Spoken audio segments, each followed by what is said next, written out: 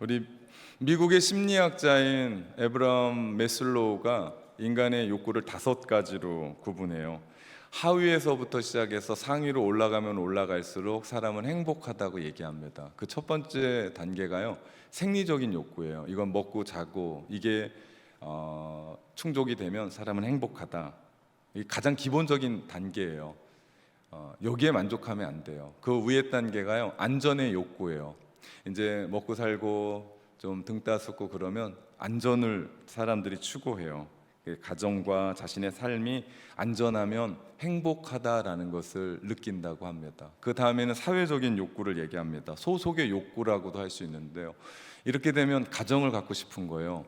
그리고 교회라고 하는 공동체에 들어가서 내가 소속감을 느끼고 싶어 합니다. 이것이 충족되면 또 행복해요. 그 다음 욕구가 존경의 욕구예요. 우리 남편은 아내에게 존경을 받고 싶고, 아내는 남편에게 사랑을 받고 싶고, 부모님은 자녀들에게 공경을 받고 싶고, 우리 아이들은 부모에게 인정을 받고 싶은 거예요. 말 한마디 하더라도 따뜻하게. 이게 존경의 욕구입니다. 이것이 우리 가운데 채워지면 행복하다고 얘기해요. 그 다음에 가장 위에가 자아 실현의 욕구예요. 자기에게 능력이 있고 자기가 할 수 있는 어떤 일에 자기가 성취감을 느끼는 거예요. 그리고 그 일들을 이루어내는 겁니다. 메슬로우가 가장 행복한 부분을 자아 성취의 욕구다라고 이야기를 합니다. 우리는 지금 하나님이 우리를 이 땅에 보내주신 이유에 대해서 찾고 있습니다. 나를 왜 이 땅 가운데 보내주셨는지에 대한 목적을 찾고 있어요. 우리가 그 목적대로 살아가면 우리는 행복해요. 뭐 가진 거 별로 없고 뭐 이룬 거 별로 없는 것 같은데 행복한 삶을 살 수 있고요. 메슬로우가 이야기하는 자아 실현의 욕구에 충족하는 그런 삶을 살아요. 물론 이게 메슬로우가 우리를 하나님이 이 땅 가운데 보내주신 목적을 가지고 살 때 자아 실현을 한다, 이런 얘기는 안 해요. 이거는 그 메슬로우의 이론이 아니라 친절한 요한 씨의 이론이에요. 저는 그 얘기를 갖다가 우리가 그렇게 살면 이렇게 된다라고 얘기를 하는 겁니다. 재미난 이야기가 있어요. 우리 자동차가 많지 않았었던 50년 전 이태리 로마에 있었던 일인데요, 교황이 운전사에게 짬짬이 운전을 배웠어요. 운전을 하는데 너무 재미난 거예요. 너무 신나는 거예요. 그날도 운전사를 뒷자리에 태우고 운전을 하는데 이 교황이 초보라 그만 교통 위반을 하게 됐어요. 교통경찰한테 잡혀서 차를 세웠는데 문을 딱 열었더니 누구예요? 교황인 거예요. 여러분, 그 로마 바티칸의 교황은 우리가 생각하는 그 이상이에요. 대통령의 그 위엄 이상이에요. 그렇게 생각하고 들으시면 돼요. 이 교통경찰이 너무 당황한 거예요. 교황이 운전을 하고 있으니까. 그래서 안 되겠다 싶어서 경찰청장한테 전화를 한 거예요. 지금 너무 귀한 분이 교통을 위반했습니다. 제가 감히 어떻게 처리할 줄 몰라서 전화를 드렸습니다. 그랬더니 교통청장이, 누군데? 또 시장이야? 아닙니다. 조금 더 높습니다. 그럼 주지사야? 아닙니다. 조금 더 높습니다. 그럼 대통령이네? 아닙니다. 그럼 누구야? 교황을 운전수로 둔 분 같습니다. 여러분, 그거 아십니까? 우리의 인생을 운전해 가시는 분이 계시다고요. 친히 그분이 우리 하나님이십니다. 하나님이 왜 우리 인생을 운전해 가세요? 하나님이 우리를 만드셨기 때문입니다. 오늘 본문을 다시 보면요, 우리는 그가 만드신 바라 그리스도 예수 안에서 선한 일을 위하여 지으심을 받은 자니 이 일은 하나님이 전에 예비하사 우리로 그 가운데 행하게 하려 하심이니라 말씀합니다. 우리는 그가 만드신 바라. 우리 모두는 하나님이 우리를 만드신 줄 믿습니다. 그가 만드신 바, 이 말씀은요, 헬라어로 포이에마예요. 포임이라는 뜻은 시라는 뜻이에요. 우리 문장과 말 중에 너무 아름답고 그런 걸 시 같아 라고 얘기하잖아요. 어떤 문장을 딱 들었는데 그 말이 너무 아름다우면 시적이야 라고 얘기하지 않습니까? 우리가 쓰고 있는 문장과 말 중에 가장 아름다운 것이 시예요. 다시 말하면 포이에마는요, 작품이라는 겁니다. 하나님의 걸작품. 우리 한 사람 한 사람은 그 누구도 예외 없이 하나님이 우리를 그렇게 만드신 하나님의 걸작품이라는 사실입니다. 네, 제가 아멘이 덜 나올 줄 알았어요. 네, 왜냐하면 내가 거울을 보면 아침마다 이걸 깨야 되나 붙여야 되나 그럴 생각을. 아니요, 그거랑 상관없이 하나님은 여러분을 가장 걸작품으로 만드신 줄 믿습니다. 하나님의 걸작품이라고 하는 그 뜻에는요, 두 가지 의미를 담고 있어요. 하나는 하나님이 우리 가운데 능력을 부어해 주셨다는 거예요. 하나님의 능력. 그래서 하나님의 DNA가 우리 안에 있어요. 또 하나는요, 하나님이 우리를 완벽하게 창조하셨다는 뜻입니다. 그런데 우리가 세상을 살아가면서 세상의 가치에 짓눌려서 우리가 하나님의 형상인 것을 잃어버려요. 하나님의 형상으로 지음받았다는 걸 잃어버리고 세상 속에서 열등감으로 혹은 반대로 세상에 열을 너무 내며 살면서 내가 교만함으로 살아가. 이건 동전이 양면과 똑같아요. 열등하든지 교만하든지 동일한 거예요. 왜 이런 현상이 나옵니까? 이유는 한 가지입니다. 내가 하나님의 형상으로 만들어졌다는 것을 망각하기 때문이에요. 그리고 그 이유는 죄 때문이에요. 왜냐하면 우리가 하나님의 형상으로 만들어졌는데 죄로 말미암아 우리 안에 있는 하나님의 형상이 다 깨져버렸어요. 그래서 하나님이 원하시고 하나님의 뜻하시는 뜻대로 우리가 그 삶을 살아내야 되는데 그 삶을 못 살아내는 거예요. 하나님이 우리를 계획하신 것이 있어요. 하나님이 우리 가운데 보여주신 비전이 있어요. 하나님이 우리 이끌어 가시는 그 삶의 이야기가 있는데, 목적이 있는데 그 삶과는 전혀 상관없이 세상이 말하고 세상의 가치, 세상의 세계관, 세상이 와하는 그 삶을 살아가면서 우리의 삶이 변질됐다는 거예요. 그렇게 살던 우리를 하나님께서는 예수 그리스도로 말미암아 우리를 그 자리에서 끄집어내십니다. 복음의 소식을 듣게 하시고요, 예수 그리스도 십자가의 은혜로 우리를 구원하시죠. 그 십자가의 은혜가 우리로 하여금 그 죄의 구렁텅이에 있는 우리를 끄집어낸 거예요. 세상의 가치 속에만 갇혀 살고 있었던 우리를 끄집어내고, 세상에 돈 하며 살아갔던, 명예 하며 살아갔던, 쾌락만 쫓고 살아갔었던 우리의 삶을 건져내신 거죠. 예수 그리스도, 주님의 십자가로 인해 우리는 구속과 죄사함을 입은 사람들입니다. 나의 그런 가치관 안에서 우리가 구속을 받았고, 우리는 자유함을 얻었고 하나님의 친백성이 되었죠. 예수님이 누구시기에 이런 일을 할 수 있는 겁니까? 예수님은요, 고린도후서 4장 4절 후반부에 보면 예수 그리스도는 하나님의 형상이다라고 말씀합니다. 그렇기 때문에 우리가 예수 그리스도를 믿을 때 우리 안에 깨졌던, 죄로 말미암아 깨졌던 하나님의 형상이 회복되는 거예요. 여러분, 그 회복되는 사람의 특징이 있어요. 우리가 예수 그리스도로 말미암아 중생함을 입었습니다. 우리가 거듭남을 입었어요. 우리가 변화된 삶을 살아. 그 사람에겐 특징이 있다고요.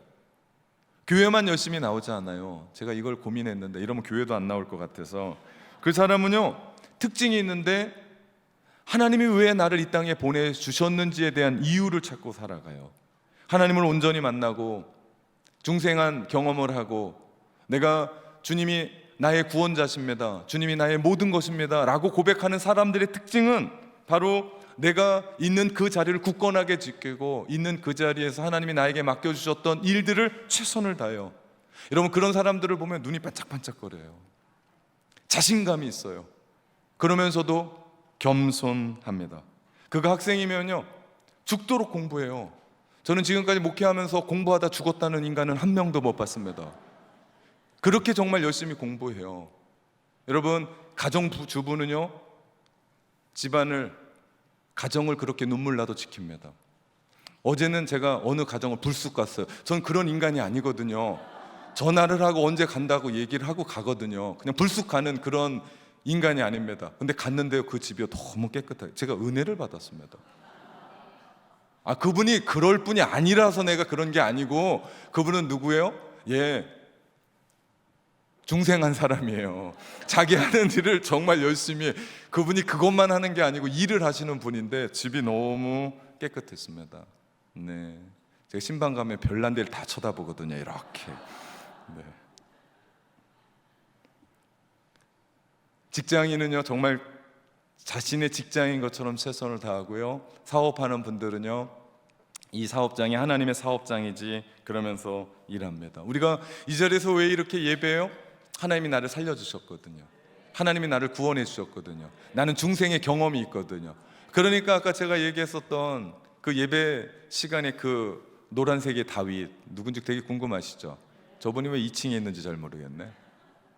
그렇게 예배하는 거예요. 이 사람이 하나님을 만난 변화된 사람들의 특징이죠. 주위를 둘러보십시오. 여러분의 주위를 한번 살펴보십시오. 여러분이 보고 있는 그 분들은 모두가 다 하나님의 걸작품입니다. 네. 한번 보십시오. 옆에 있는 사람. 네. 예, 저만 보고 있는데. 그리고 말씀해 주세요. 당신은 하나님의 걸작품이십니다. 네. 네. 이렇게 웃는 건 서로 믿지 못해서 웃는 거죠, 지금? 아닌데 내가 목사님이 하라고 하니까 지금 그렇게 하는 거죠? 다 압니다. 다시 하겠습니다. 진실을 된 마음으로 당신은 하나님의 걸작품입니다. 다시 한 번만 해주십시오. 우리가요 위대한 미술 작품 앞에 서면요 위대함을 느껴요. 음악 앞에 서면요 눈물을 흘립니다. 위대한 시 앞에 서잖아요. 내 안에 다가오잖아요. 그러면 우리는 전율합니다. 우리가 날마다 이 공동체 안에서 보는 모든 분들은 하나님의 걸작품이라고요. 명품이라고요. 그럼 어떻게 봐야 돼요? 막 서로 끌어안고 막 악수하고 막 내가 이럴 줄 알았다고, 내가 당신을 볼 줄 알았다고, 그런 감동이 우리 가운데 있어야 될 줄 믿습니다. 여러분은 걸작품입니다. 우리 셋째 서영이가 오래전부터 길을 뚫어 달래요. 길을 뚫어 달라고. 지금도 노래를 하고 있습니다. 제가 뭐라고 얘기해요? 너는 하나님의 걸작품이요. 걸작품에 구멍을 내면 되겠니?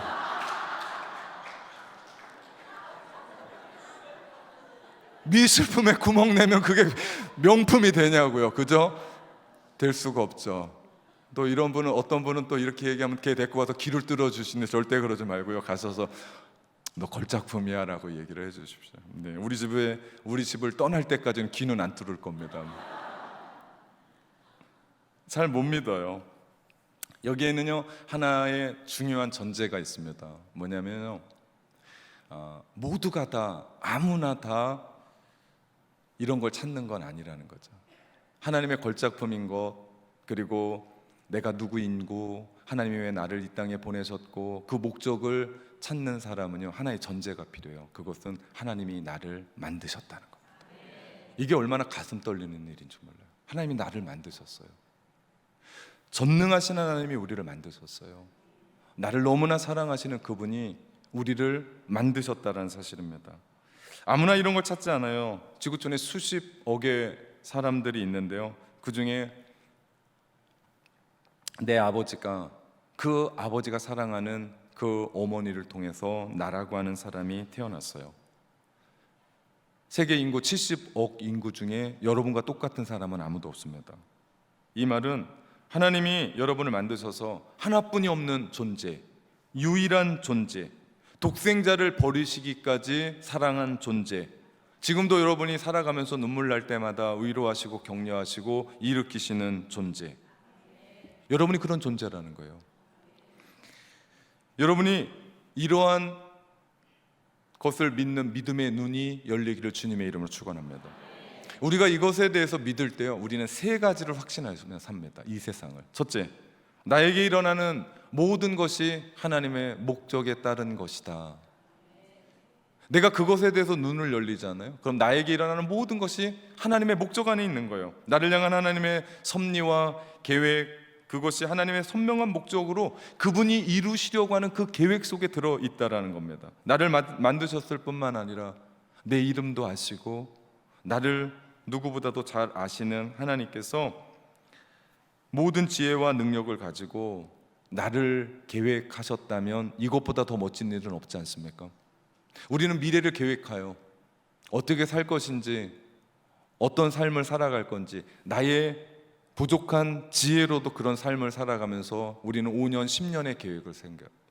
근데 하나님은 우리를 만드실 때 창세 전부터 그런 계획을 가지고 우리를 창조하셨다는 거죠.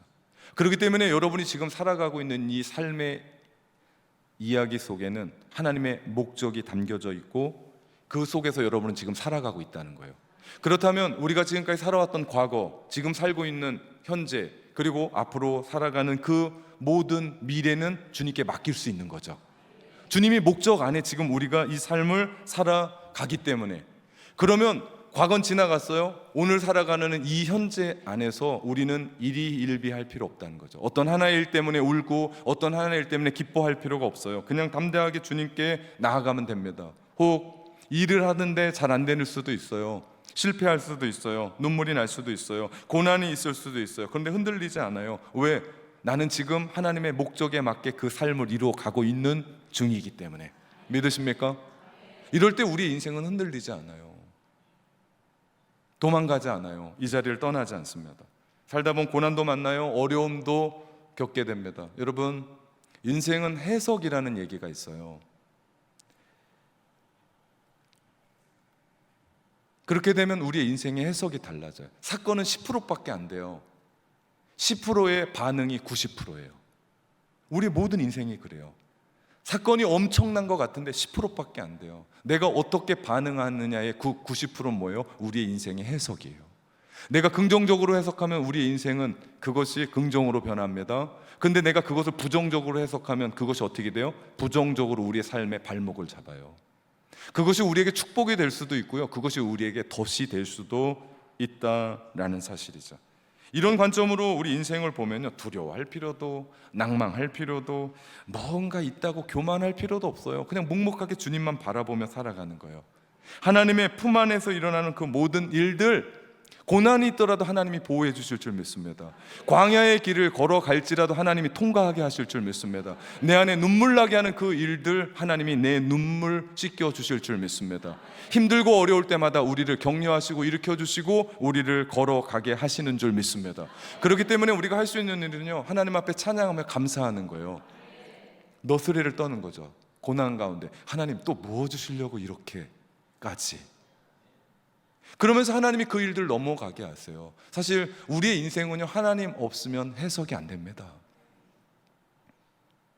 해석이 안 돼요. 이게 얼마나 놀라운 일인지 모르죠.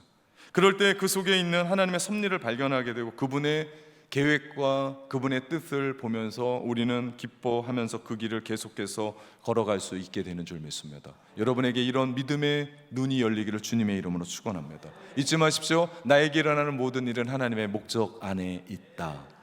두 번째입니다. 나는 하나님이 원하시는 모습 그대로 만들어진 하나님의 걸작품이라는 거예요. 하나님이 원하시는 모습대로 만들어진 하나님의 걸작품. 여러분, 걸작품이라는 말은요, 완벽하다는 뜻이에요. 완전하다, 부족함이 없다라는 뜻이에요.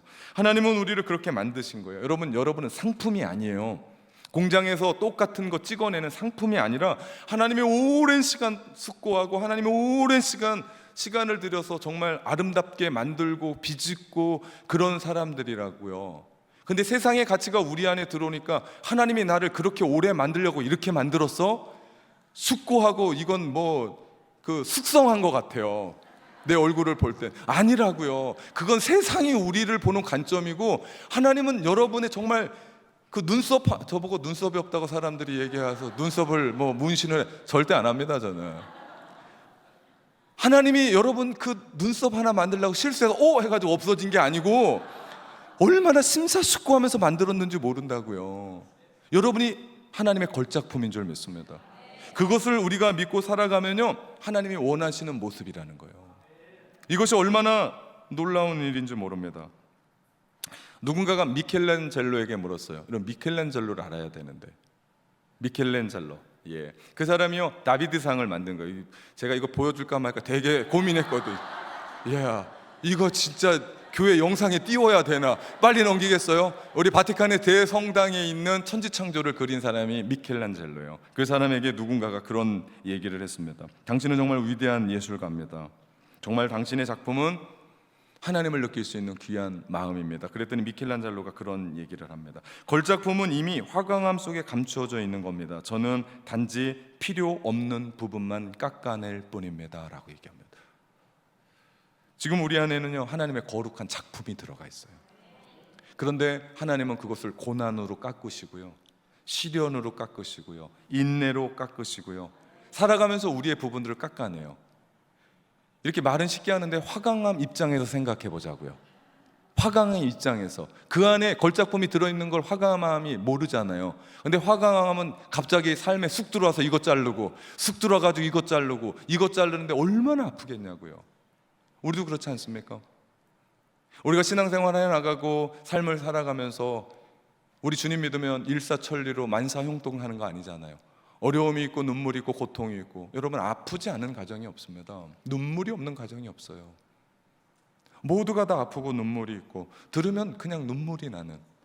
가끔은 제가 몇몇의 성도들 신방하면서 아픈 가정들 이런 설교하면 전 그분들을 보지를 못해요. 왜냐하면 설교를 이어갈 수가 없어요. 예, 제가 동화돼서. 그래서 저는 딴 데를 쳐다보며 설교를 합니다. 그런 모든 가정들이요. 왜 그래요? 우리 안에 있는 하나님의 거룩한 작품을 하나님이 드러내기 위해서 깎으며 우리의 부분들이 깎아질 때 우리 안에는 하나님의 거룩한 형상이 드러나게 되는 줄 믿습니다.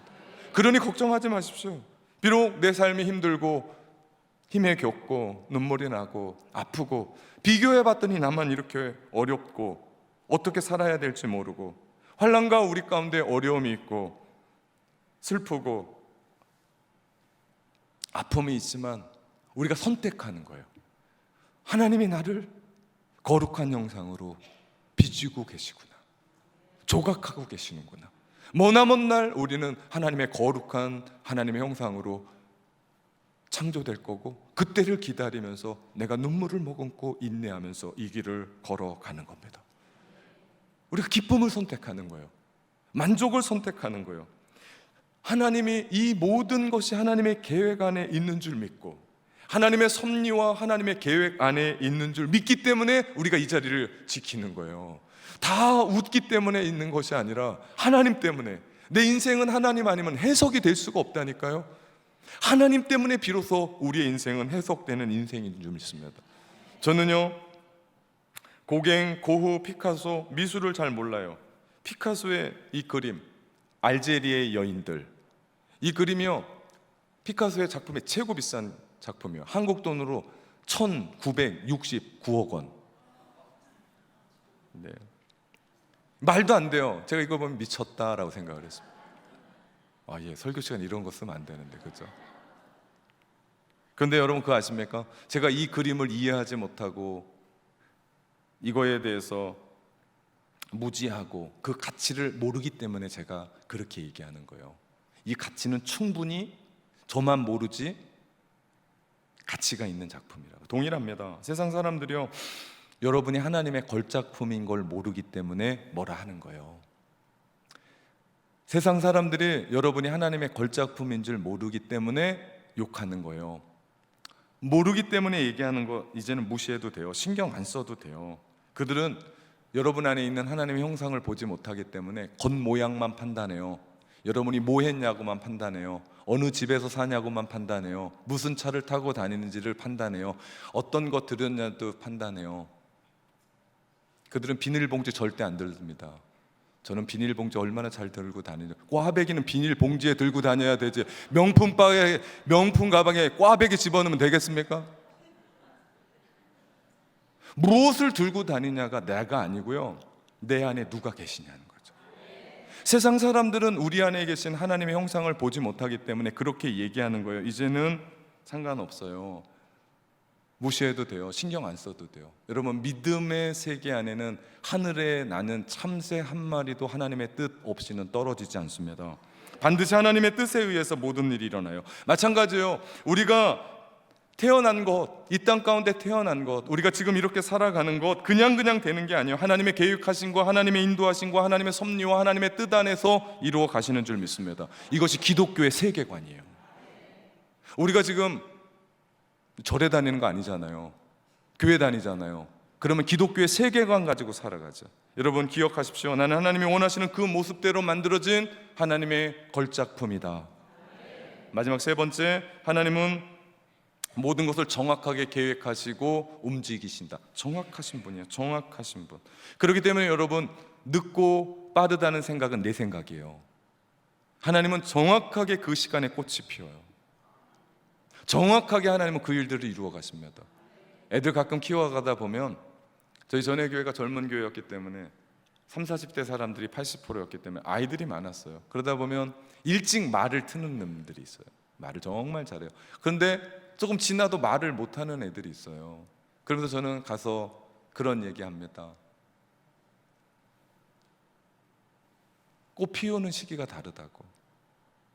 네, 여러분, 철쭉은 꽃을 피고 잎이 나요. 개나리는 잎이 나고 꽃이 펴요.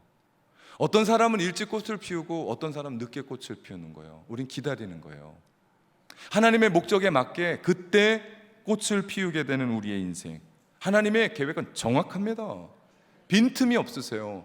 만약에 빈틈이 있거나 정확하지 않으면 우리는 전부 다 죽었어요. 왜? 태양 하나를 봐도 태양이 얼마나 그 기계적으로 컴퓨터보다 더 정확하게 움직여가면서 계절을 바꾸고 공정과 자전을 일으키며 조수 간만의 차를 만들고 우리가 이렇게 살아가요. 지금도 굉장한 굉음을 가지고 지구가 돌아가는데 못 듣잖아요. 그거 들으면 어떻게 돼요? 우린 다 죽어요.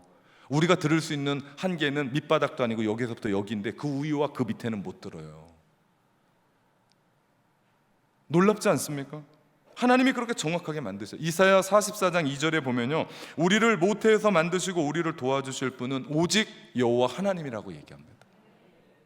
하나님이 우리를 모태에서 만드셨고 우리를 도와주실 분이 하나님이에요. 하나님은 하나님의 사전에는요, 그냥 우연히 어쩌다 실패로, 실패자로 이런 얘기는 그 단어가 없어요. 우리가 이 땅에 태어난 건요, 우연히 어쩌다 보니까 실수로, 실패로 그런 일은 없어요. 마찬가지로 우리가 태어난 것은요, 정확하게 하나님의 목적에 의해 계획된 겁니다. 심지어는요, 성경을 보면 우리가 살 때까지 정했다고 얘기해요. 경계를 정해줬다고 우리 가운데 얘기해요. 우리가 이렇게 사는 건 우연이 아니라고요. 하나님의 목적에 의해서 목적에 맞게 계획대로 살고 있다라는 사실이죠. 그래서 목포에서, 그것도 낙원교회에서, 그 가정에서 그 자녀들과 함께 그 전공으로, 그 직장에서, 그 사업장에서 우리는 살고 있다라는 거죠. 그것이 하나님의 뜻이라고요.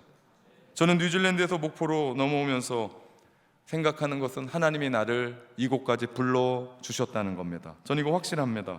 그 부르신 그 하나님의 섭리와 계획, 하나님의 선명한 목적에 의한 것임을 저는 믿어 의심치 않습니다. 나를 만드셨을 뿐만 아니라 나를 그 누구보다도 잘 아시는 하나님이, 전지전능하신 아버지께서 모든 지혜와 능력을 다 동원해서 나에게 계획을 세워줬고 그렇게 움직이셨고 그렇게 만드시면 최고 아니겠습니까? 제가 계획하고 인간적으로 뭔가를 해나가고 하면 이런 일들이 일어나겠습니까? 하나님이 하신 게 맞습니다. 이런 믿음이 있기 때문에 저는 또 미래도 걱정하지 않습니다. 하나님께서 낙원교회 목회도 책임져 주실 줄 믿습니다. 우리 자녀들 책임져 주실 줄 믿습니다. 살다 보면 힘들고 어려울 때 있을 겁니다. 흔들릴 때 있을 겁니다. 실수도 있어요. 그럼에도 불구하고 걱정하고 염려하지 않는 것은 하나님께서 내 인생을 이끌어 가신다는 믿음 때문입니다. 저만 그러겠냐고요? 저만 그러겠냐고요? 하나님의 존귀한 사람들로 세우신 여러분의 삶 역시도 마찬가지인 줄 믿습니다.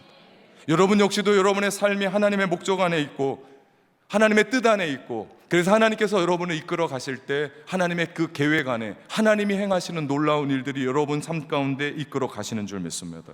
지금도 우리 안에 고통과 고난 속에 힘겹게 살아가는 사람들이 있을지 몰라요. 답이 보이지 않아요. 미래가 어떻게 펼쳐질지 지금도 눈물이 마르지 않아요. 힘겹기만 합니다. 고난은 있고 몸은 아프고 이유는 모르겠고 답답하지만 그래도 우리가 계속해서 하나님만 바라봅니다. 왜요? 분명한 것은 지금 잘못되어 가는 것이 아니라 우리의 인생이 하나님의 계획 안에 들어가 있다라는 사실. 그렇기 때문에 저는 기도할 때 하나님 누군가의 병을 낫게 해주십시오라고만 기도하지 않습니다. 하나님 누군가의 그 절망의 문제를 해결해 주시기만 기도하지 않습니다. 하나님 그 병이 낫고 그 문제가 해결되면서 하나님이 누구신지를 보게 하여 주옵소서. 이게 진짜라고요. 그럴 때 우리의 인생은 잘못되어 가는 것이 아니라 하나님의 목적 안에 있다라고 생각하면, 지금 내 몸이 아프지만 하나님의 목적 안에서 내가 하나님을 더 바라보고 나로 하여금 간증의 주인공으로 서서 하나님을 증거케 한다라고 생각하면 그 사람이 병에서 일어나지 않겠습니까? 몸은 아프고 힘들고 문제는 첩첩산중인데도 내가 그럼에도 불구하고 하나님 앞에 기도함으로 그 문제가 해결되는 것만이 아니고 그 일들로 말미암아 나로 하여금 하나님을 증거하는 하나님의 간증자로 세우시는 하나님의 그 목적을 생각한다면 우리의 가슴은 뛰는 거 아니겠습니까? 이것이 신앙의 맛 아니겠습니까? 우리가 삶을 통해서 배워야 되는 것은요, 성공이 아니에요. 성공이 아닙니다. 우리가 삶을 통해서 배워야 될 것은요, 하나님이 우리의 인생을 운전해 가신다는 사실입니다. 하나님은 여러분의 삶에 관심 있으세요. 고난 가운데 있고 몸이 아프고 힘든 사람들 중에 가장 어려운 게 뭔지 아십니까? 하나님이 나를 돌보시지 않는다는 생각이 너무나 큽니다.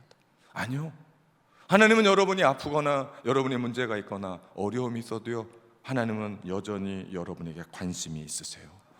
여러분을 통해서 하나님의 뜻대로 그 삶을 이루어 가기를 원하시고요, 하나님의 생각은 더 깊고 더 넓고 더 크고 더 지혜로우신 우리 하나님께서 그 일들을 이루어 가시니 우리가 걱정할 필요도 없고 근심할 필요도 없고 염려할 필요도 없는 줄 믿습니다. 그냥 주님 따라가면 돼요. 우리 이사야 45장 18절 말씀에 이런 말, 대저 여호와께서 이같이 말씀하시되 하늘을 창조하시는 이 그는 하나님이시니 그가 땅을 지으시고 모든 것을 만드셨으며 그것을 견고하게 하시되 혼돈하게 창조하지 않으시고 사람을 거주하게 그것을 지으셨으니 나는 여호와라 나 외에 다른 이가 없느니라. 이 말씀을 믿음으로 받으시기를 주님의 이름으로 축원합니다. 여러분, 건물을 지을 때요, 처음부터 이렇게 멋진 건물이 나오지 않아요. 처음에 뼈대를 세우고 콘크리트를 부을 때는요, 흉해요. 이게 건물이라고 말할 수 있을까? 그런데요, 그 건물이 다 지어지고 나면 근사합니다. 무슨 얘기입니까? 지금 우리는 그 과정 중에 있다고요. 세워가는 과정 중에 있지 완성품이 아니라고요. 여러분, 그것이 완성되어질 때 여러분은 근사한 하나님의 걸작품이 되어주는 줄 믿습니다. 지금은 공사 중이에요. 지금은 길을 가다 보면 공사 중, 불편을 꿰트려 재단이 죄송합니다 현장 100 이렇게 써 있어요. 그런데 그 불편한 그 길 걸어가다 보면 언젠가 그 도로가 완성되거든요. 그러면 편안합니다. 그러면 불편함이 없습니다. 조금만 참으면 돼요. 우리 인생도 마찬가지예요. 인생 공사 중 창조주 하나님 이렇게 써 있어요. 그렇기 때문에 참고 견디는 거예요. 언젠가 우리 모두가 하나님이 말씀하시는 걸작품, 하나님의 놀라운 인생의 걸작품으로 태어날 줄 믿습니다. 하루하루 1%씩 우리가 하나님의 걸작품이 되어간다는 사실을 잊지 마십시오. 제가 1% 얘기했더니 어떤 분이 제 설교를 오용하더라고요. 나는 아내가 그렇게 변화를, 여보 나는 지금 1% 변화돼 가고 있는 중이에요. 제가 그 아내한테 얘기했습니다. 견디셔야 된다고. 그 1% 변했는데 어떻게 하겠냐고. 그죠? 1%씩 하나님의 걸작품으로 변해갑니다. 참고 견디고 인내해 가는 거죠. 중요한 건요, 포기하면 안 돼요. 중도에 그만두면 안 돼요. 여러분, 제가 신방 갔는데요, 거기 보니까 몇십 년째 방치된 건물이 있더라고요. 이러지도 못하고 그 진짜 흉합니다. 부도 나서. 여러분, 우리 인생에 영적인 부도 나면 안 됩니다. 그래서 짓담한 건물 되면 이건 이러지도 못하고 저러지도 못하고 쓸모가 없어요. 아니, 교회 다니면서 10년 동안 어떻게 교회를 안 나오냐고요. 좋은 말 할 때 빨리 듣고 빨리 어디든지 가야지. 그렇지 않습니까? 여러분, 절대 쉬면 안 돼요. 끝까지 가야 돼요. 그럴 때 하나님은 여러분을 하나님의 뜻에 맞게, 목적에 맞게 이 땅에 왜 보내셨는지 이유를 찾게 되게 하실 줄 믿습니다. 사랑하는 새벽 이슬 같은 오닉스 청년 여러분, 사랑하는 우리 낙원의 성도 여러분, 여러분은 하나님의 창조물 걸작품인 줄 믿습니다.